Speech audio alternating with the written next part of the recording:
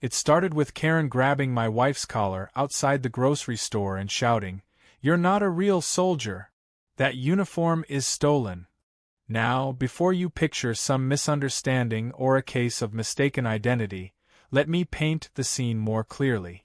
My wife, Captain Leah Morgan, United States Army, was in full service uniform, fresh from an official ceremony honoring fallen veterans.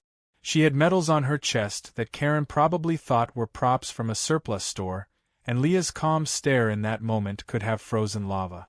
I was halfway through loading groceries into the back of our SUV when I turned around to the sight of a middle-aged woman, sunburnt, hunched forward with the conviction of a 90s action hero, pointing a trembling finger at my wife and screaming, "Stolen valor! You're disrespecting the troops. My father fought in Korea." Irony is rarely that punctual. My first thought was that this had to be a joke. But no, Karen was serious, deadly serious. She whipped out her phone and began recording, narrating in this breathless, self-righteous tone as if she were breaking a major news scandal. "Here we have a woman impersonating a soldier. You can tell by the boot. Real soldiers don't wear boots like that." Leah looked down at her polished black combat boots, then back at me, her expression reading, "Do I really have to deal with this?" I gave a slow shrug and closed the trunk. "Ma'am," Leah said in the calmest voice I've ever heard used on a lunatic, "I'm active duty. This is my real uniform and I just came from a—" Karen cut her off with a loud, high-pitched bark. "Liar. You're too young to be a captain. You're probably part of some anti-American protest." Now, Leah is not the yelling type. She's the stare-you-down-until-you-forget-how-to-blink type. But she'd had a long day, and when Karen started pushing closer and demanding to see her military ID, Leah's expression shifted from patient to done. She reached into her breast pocket, pulled out her CAC card, and held it inches from Karen's face. Satisfied, Karen grabbed it, as in, physically took it out of Leah's hand and examined it like she was scanning for microchip. Then, as if the evidence hurt her brain, she tossed the card back with a scoff and said, "Fake. That's not a real military ID. I've seen real ones. My cousin was in the National Guard." And there it was, the ultimate Karen credential, a distant relative who once wore camo to a 4th of July parade.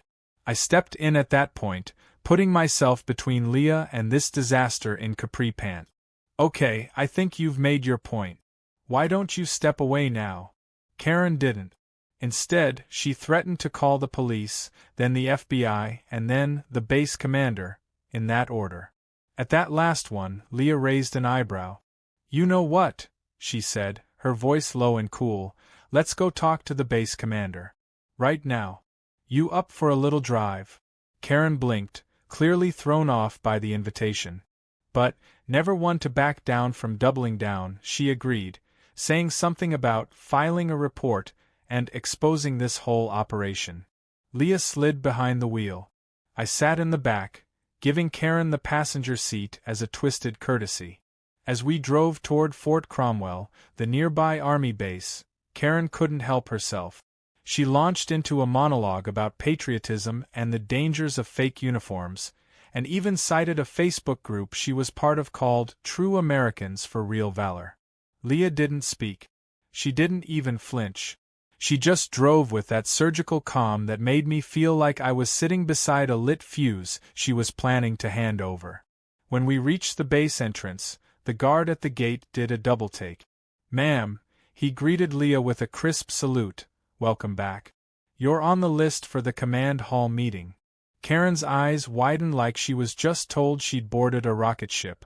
She tried to mutter something about deep fakes and elaborate scams, but Leah ignored her and handed the guard her ID.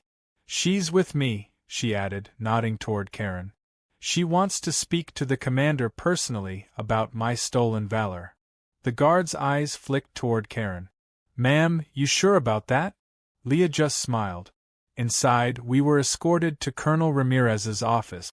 The man is built like a tank in a tie, with the kind of presence that makes phones stop ringing when he walks in. He stood when we entered, shook Leah's hand firmly, and gave me a nod. Then he turned to Karen. "So," he said slowly, "I hear there's been an accusation of stolen valor against one of my officers."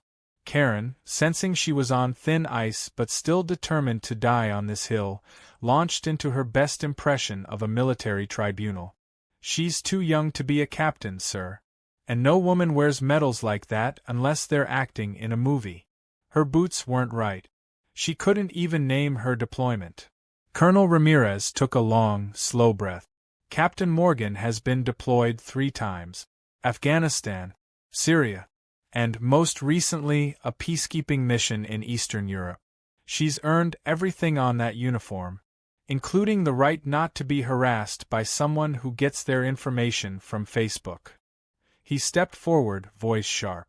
"Do you understand the gravity of accusing an officer of impersonation on federal property?"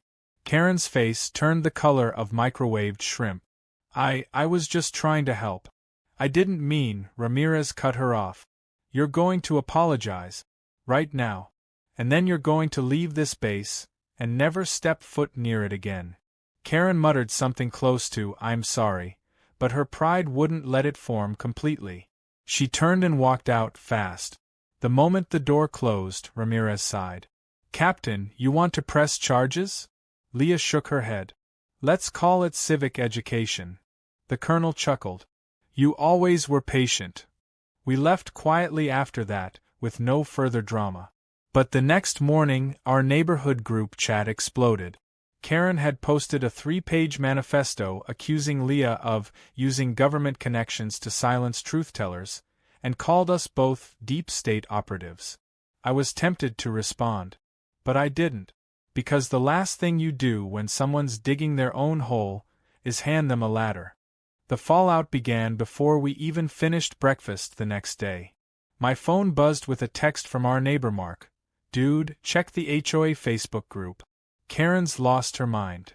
That wasn't exactly breaking news, but I opened the app anyway and was immediately met with a wall of red-hot lunacy.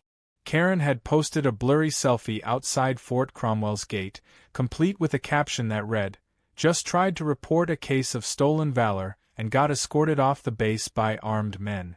What are they hiding?" Below that was a barely coherent rant about secret military projects, brainwashed spouses, and women pretending to be soldiers to get discounts at Home Depot.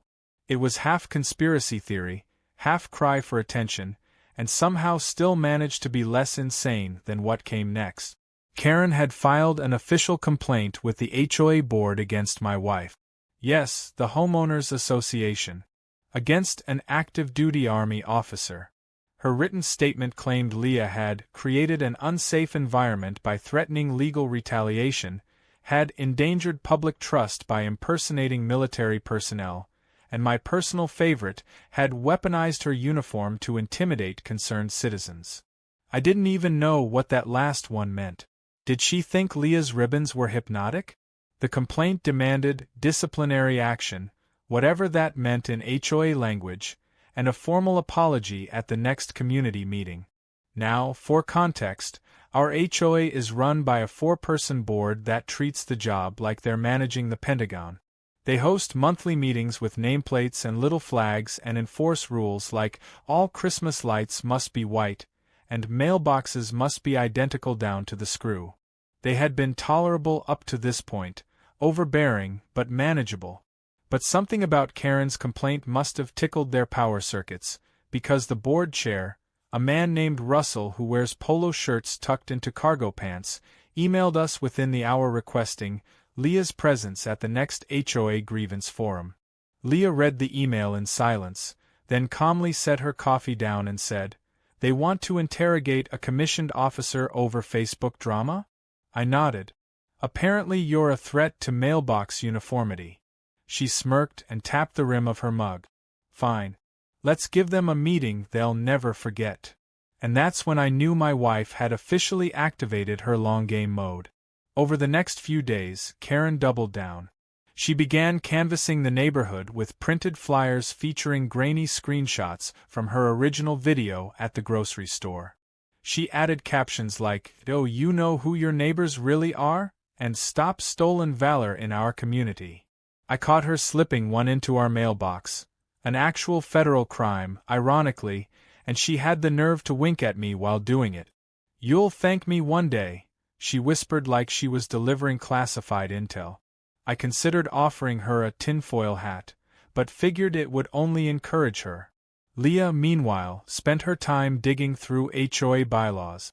She'd printed the full charter and was annotating it like she was preparing a legal case, which, technically, she was. There's a clause here, she said one night, highlighting aggressively, that allows for the immediate removal of any board member for harassment or defamation of a resident. I raised an eyebrow. You thinking about Russell? I'm thinking about Karen, she said without looking up. She's an unofficial HOA consultant, and if I can prove this complaint was retaliatory and malicious, I might have more leverage than they realize. By the night of the meeting, the room at the community clubhouse was packed. Folding chairs were filled with neighbors holding paper plates of cookies, and that polite tension that comes from knowing something chaotic is about to unfold. Karen sat in the front row, arms crossed, her hair pulled back like she was headed to court. Behind her sat her two friends, Linda and Barb, the eternal sidekicks, both nodding supportively and wearing matching t-shirts that read "Truth over Rank." Leah wore her Army service uniform. Not to be dramatic, but the room audibly hushed when she walked in. Russell opened the meeting with a gavel. Yes, he used a gavel. We're here today to address an ongoing concern regarding conduct unbecoming of a community member, he said, barely able to hide his excitement. Mrs. Karen Langley has brought forth a complaint of impersonation against Mrs. Leah Morgan. Captain, Leah interrupted. Russell blinked. Excuse me. Captain Leah Morgan. Active duty Army. You can address me by rank or not at all. That set the tone. Karen stood, dramatically pulling out her stack of printouts. Ladies and gentlemen, I never intended to cause a scene, she began, which was ironic since she'd caused nothing but. I simply saw something suspicious, acted out of concern for our safety, and now I am being demonized for standing up for our veterans. Leah leaned forward slightly. You mean your cousin in the National Guard? A few people chuckled. Karen went on for another 5 minutes about deep fake IDs and military cosplay, and then handed Russell a copy of the HOA complaint as if she were presenting closing arguments. Russell, for his part, looked confused and vaguely terrified. Leah let her finish, then stood. She walked to the front, clicked open a small black folder, and laid out her credentials on the table. Military ID, deployment records, letters of commendation, and, she added, placing a final sheet down, an official letter from Colonel Ramirez, commander at Fort Cromwell, verifying my service. Karen squinted at the papers like they were written in hieroglyph. Leah didn't stop there. In addition, I'd like to enter into the record evidence that this complaint was made with malicious intent. According to the HOA Charter, Section 7, Subsection C, any member of the community who engages in repeated defamation or harassment is subject to censure, up to and including removal of privileges and forced public apology. She turned toward the crowd, her voice even. Karen has gone beyond personal insult. She's tried to weaponize this board, damage my career, and spread misinformation under the guise of patriotism. This isn't about stolen valor. This is about her ego. The room was dead silent. Then Mark, good old Mark, raised his hand. Can I just ask, why did you think she was faking? Karen turned beet red. Because no woman under 30 is a real officer. The gasp from the room was immediate. Russell stood so fast he knocked over his gavel. That's enough, he said shakily. Karen, you're hereby banned from all HOA meetings for the next 6 months pending review. And Captain Morgan, we deeply regret this entire situation. Leah gave a short nod. No apology necessary. But if I ever catch another flyer in our mailbox, I will pursue federal charges. Just so we're clear. Karen stormed out, face like a tomato that had lost a fight with a blender. Her friends scrambled behind her like ducklings trying to keep up. That night, Leah poured herself a small glass of whiskey, sank into the couch, and looked over at me. "You know," she said, "I almost feel bad for her." I snorted. "Almost." She took a sip. "Almost." But I could see it on her face. She was already thinking 3 moves ahead. Because people like Karen don't just stop. They adapt. And when they do, you better be ready. Karen did what Karens do best. She pivoted. Not a full retreat, not an apology, and certainly not an admission of guilt. No, instead, she rebranded herself as a whistleblower silenced by corruption. Within 48 hours of her public humiliation at the HOA meeting, she'd launched a blog titled Valorgate. The tagline? Exposing the lies that threaten our neighborhoods. It was written in Comic Sans. I wish I were joking. She framed the HOA decision as a cover-up orchestrated by deep military insiders. She posted grainy photos of Leah at Fort Cromwell, claimed she'd been manhandled by army goons, and accused Russell, the same guy who once fined a neighbor for using the wrong kind of mulch, of being a puppet for Pentagon propaganda. She uploaded blurry screenshots of Leah's military documents and attempted to crowdsource evidence of fakery. She even launched a poll asking if women under 30 should be allowed to wear medals in public. The comments were mostly bots, conspiracy theorists, and one guy who kept posting minion memes with captions like, "I support truth, not troops." Still, Karen was clearly trying to mount a comeback. And weirdly, she wasn't alone. A small but vocal subset of our neighborhood, the Porch Patrol, as I called them, started parroting her rhetoric. Mostly retirees with too much time and too little bandwidth, they started whispering about Leah at neighborhood gatherings. One woman even asked me, "So how do we know your wife's not in some kind of secret government operation?" I smiled and said, "Oh, she is. She monitors HOA Karens for erratic behavior. You're doing great so far." She didn't get the joke. Leah stayed quiet. On the surface, she didn't respond to the blog, didn't speak to the press when some local conspiracy podcaster reached out, and didn't engage with the online noise. But she watched. And when Leah watches, she's not just observing, she's cataloging, strategizing, calculating pressure points. I knew something was coming when I walked into the garage one night and saw her on the phone, notepad full of dates, addresses, and names. She glanced up and said, "Just checking on some public records. Did you know Karen filed for bankruptcy in 2016 and had a restraining order from a former coworker?" I blinked. "You're doing recon?" "I'm collecting receipts," she said simply. A week later, Leah received a letter from an attorney. Karen had somehow scraped together enough change to hire a bottom-feeder lawyer and was threatening to sue her for defamation, slander, and mental anguish. The document was a mess, half legalese, half venting session. It accused Leah of using military intimidation to defame a private citizen, of manipulating HOA rules to humiliate a neighbor, and of emotional damages caused by forced exposure to hostile uniformed environments. Leah read the letter with a look of mild amusement and set it down like it was a grocery list. "You think I should frame this?" she asked. "Or use it as kindling?" Instead, she did something far more surgical. Leah contacted the commanding officer at Fort Cromwell's legal office and provided them with the letter. Within 2 days, the base issued an official cease and desist notice to Karen for harassment of a federal officer. It was formal, airtight, and brutal. It also came with a warning that further defamatory action could trigger a federal investigation. I expected Karen to crumble. She didn't. She escalated. That weekend, she hosted what she called a neighborhood truth circle in her front yard. She set up folding chairs, a megaphone, and a whiteboard labeled Operation Unmask. Leah and I watched from our kitchen window as 8 people showed up. 2 were her friends, one was a confused pizza delivery guy who got roped in, and the rest looked like the kind of people who say "research flat Earth" in YouTube comment sections. Karen delivered a breathless speech about uniform lies and government gaslighting, complete with a PowerPoint slideshow that included a screenshot of Captain America as proof the military normalizes fake heroes. At one point she drew a diagram of Leah's supposed cover identity. It involved arrows, fake names, and a photo of Leah in high school holding a tennis racket. Leah, sitting beside me with a cup of tea, just watched. Her expression was unreadable.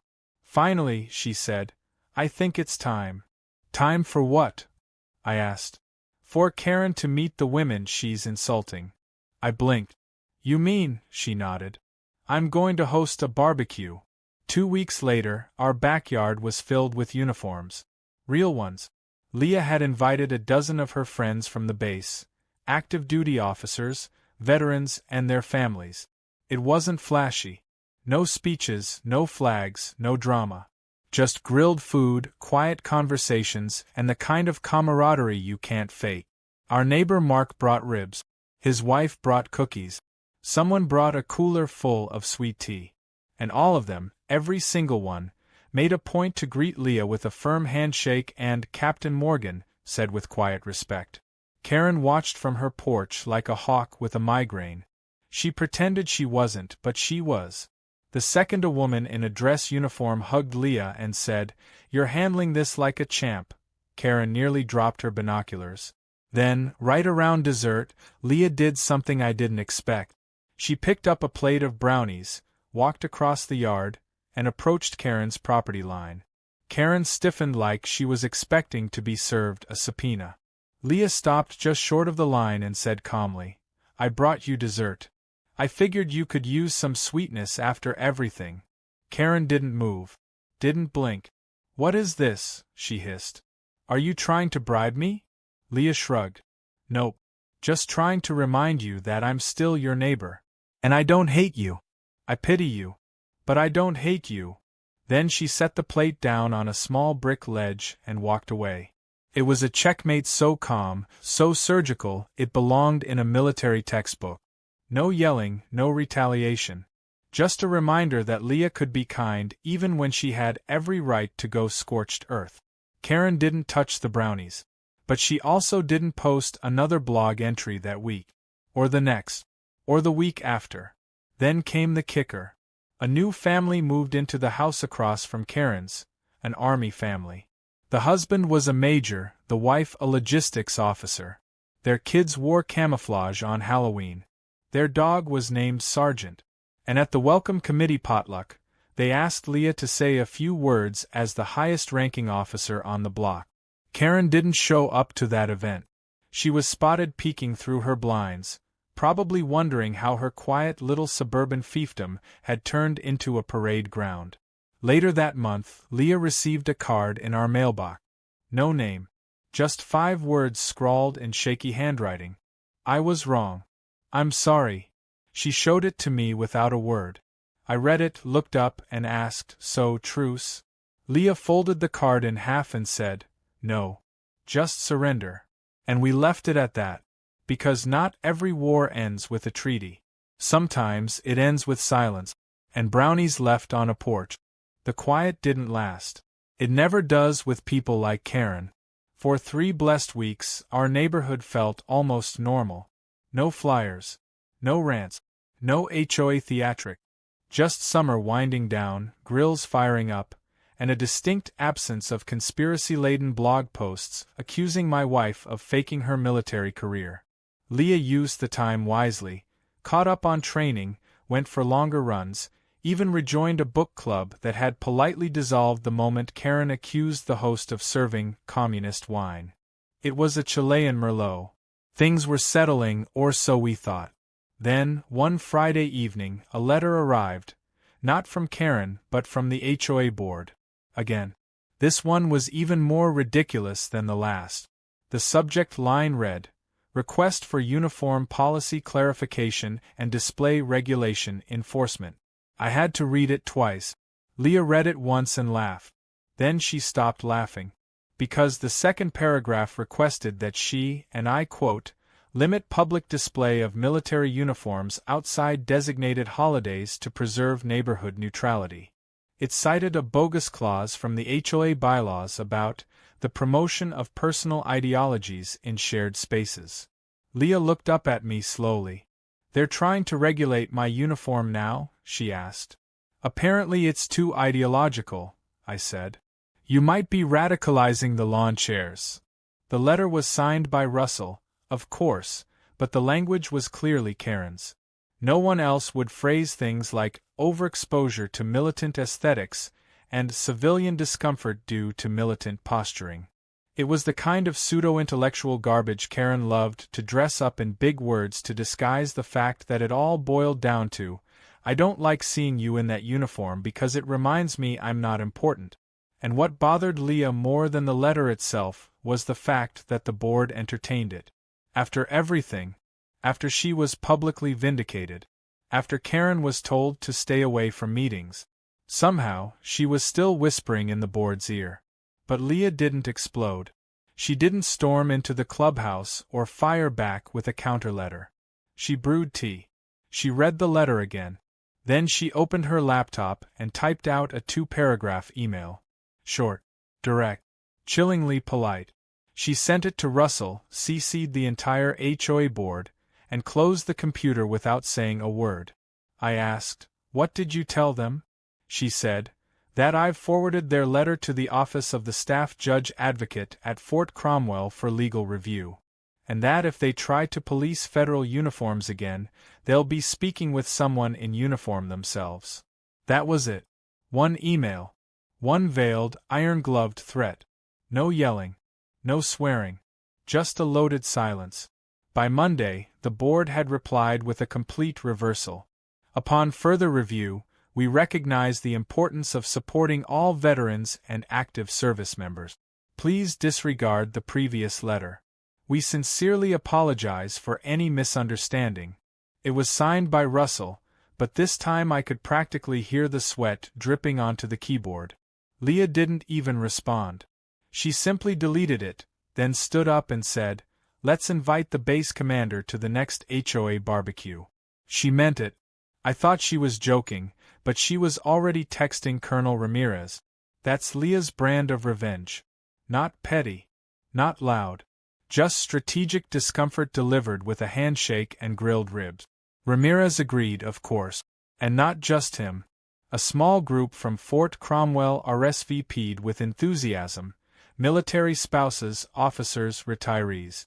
Leah labeled it Community Appreciation Day, and posted a flyer on the HOA bulletin board. Karen tore it down twice. Leah replaced it 3 times. The third version was laminated. The day of the barbecue was spectacularly American. Flags, burgers, veterans swapping stories in folding chairs while kids tossed water balloons. Leah wore her army t-shirt. Not the full uniform this time, just casual gear, and chatted with a retired Marine about the difference between old-school field training and current logistics. No one brought up the HOA. Not a word about Karen. It wasn't necessary. But Karen showed up anyway. Late. Uninvited. Wearing a red, white, and blue sundress that screamed, "I love freedom," but only when it's convenient. She walked in holding a tray of deviled eggs like a peace offering made of passive aggression. People murmured. Colonel Ramirez noticed her instantly and offered her a very military nod, the kind that says, "I see you, but I'm not engaging unless I absolutely have to." Karen walked right up to Leah.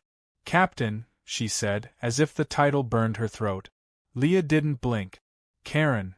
I came to apologize." The deviled eggs trembled slightly. "I've been doing some thinking. I may have overreacted." Leah just stared at her. No sarcasm. No smugness. Just a long, empty pause. Then she smiled. "You've had a lot of those lately. Overreactions." Karen flinched. "I'm trying to make peace."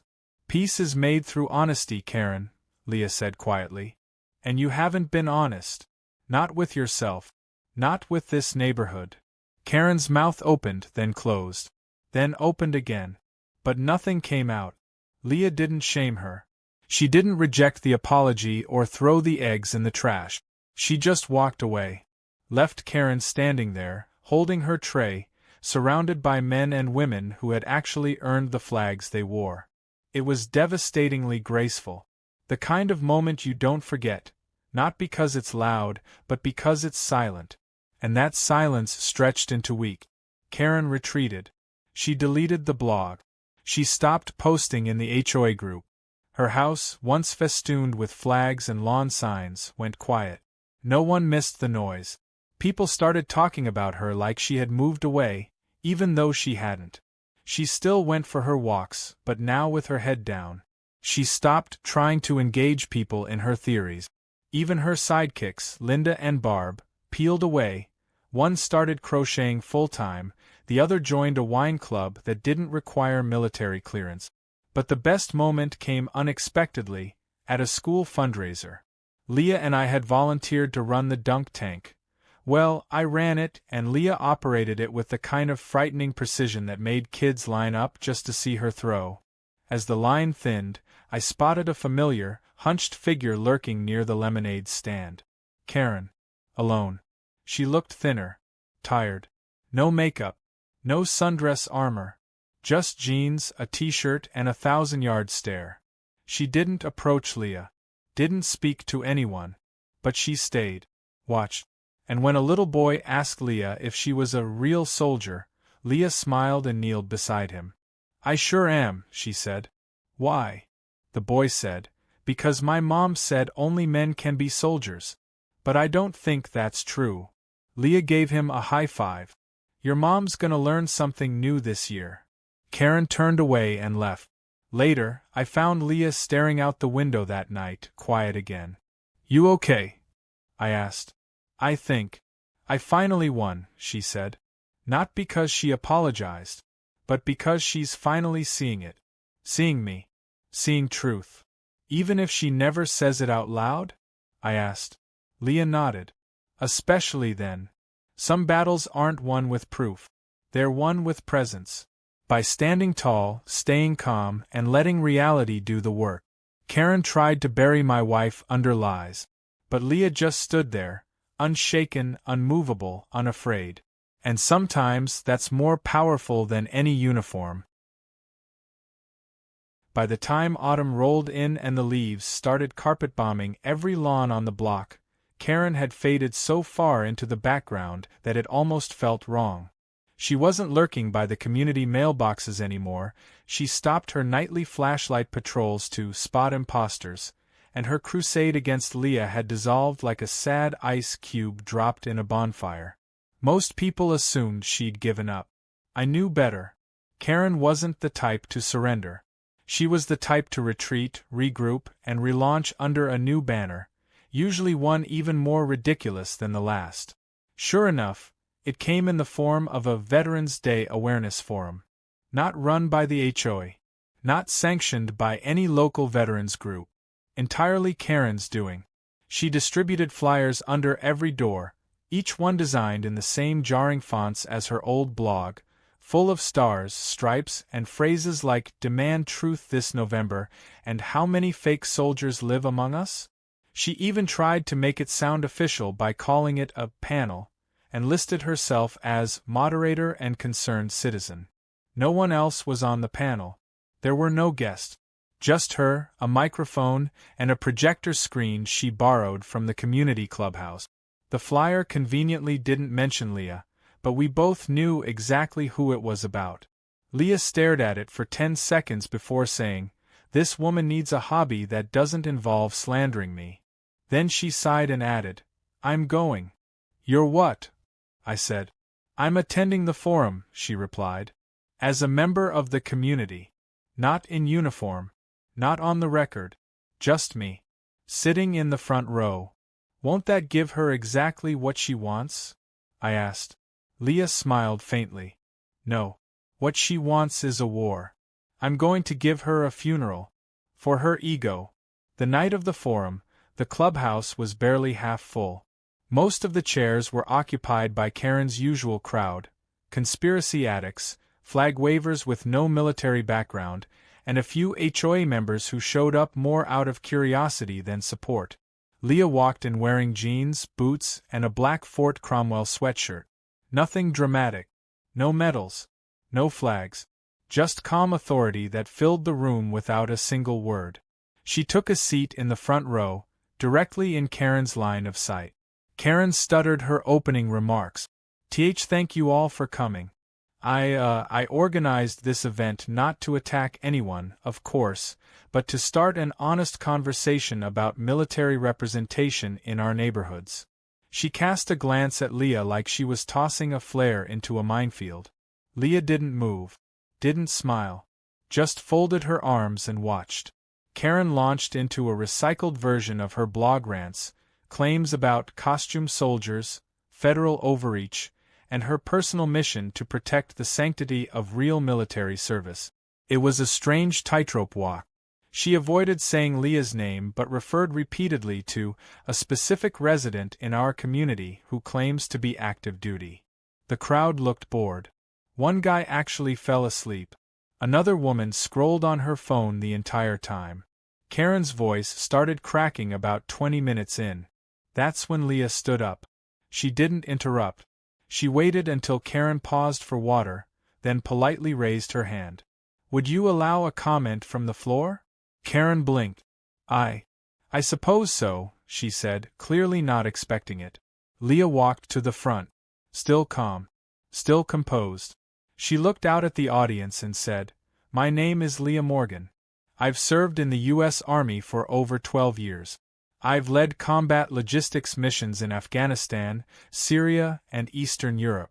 I've lost friends, seen war, and sacrificed years away from my family. I don't need to justify my service to anyone in this room, but since we're apparently having a forum about truth, I figured I'd help clarify what that actually looks like. She paused. No one spoke. Not even Karen. Leah continued. Stolen valor is real. It's a disgrace. And when people fake military service, they deserve to be called out. But what's equally disgraceful is accusing someone of impersonating a soldier without proof, especially when that accusation is rooted in prejudice, ego, or ignorance. Her gaze drifted to Karen, then back to the room. What's been happening in this neighborhood isn't patriotism. It's paranoia. And frankly, it dishonors the very service people claim to be protecting. A man in the back clapped once. Another joined. Then the room filled with polite, steady applause. Not explosive, but genuine. Karen stood frozen. She looked like a marionette with all her strings cut. Leah nodded once, then turned back to her seat without a mic drop, without a dramatic speech ending. She didn't need it. Karen didn't finish the forum. She mumbled something about needing to check on her laptop, then slipped out the side door and didn't return. The next week, a petition was posted on the HOA bulletin board. It called for the formal removal of Karen from all HOA subcommittees due to conduct unbecoming of a community member. Over 60% of the neighborhood signed it within days. Even Russell, finally fed up with her antics, voted in favor.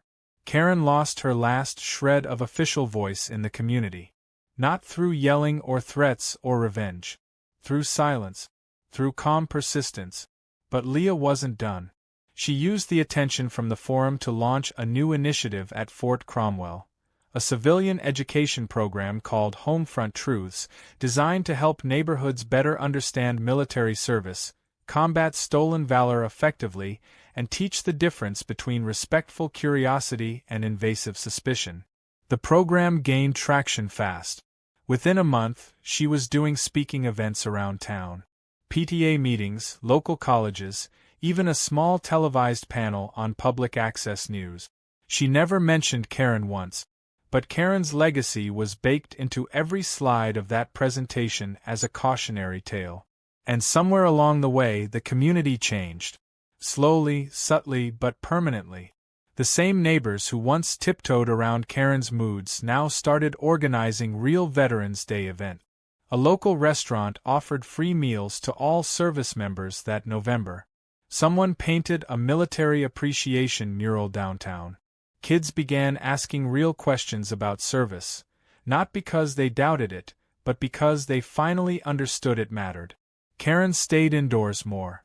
Her house went quiet. No flags. No signs. No binoculars. Just a brittle silence that felt more like resignation than peace. Then, on Christmas Eve, a letter arrived at our doorstep. Handwritten. No envelope. Just a single sheet of paper placed under our doormat. It said, "I don't expect forgiveness. I just want you to know I've stopped. You win. Please let that be enough." Leah stared at it for a long time, then folded it and tucked it in a drawer. "You gonna keep it?" I asked. "For the record," she said. "Not the memory." And that was it. No explosion. No police. No court cases.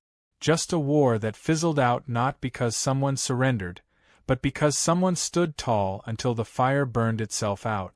Leah taught this neighborhood something Karen never could, that respect isn't screamed or forced. It's earned. Quietly. Steadily. With honor. The kind of honor that doesn't need a microphone or a blog or a t-shirt slogan to prove itself. Just the ability to walk into a room where you've been slandered, and be the strongest presence there without raising your voice.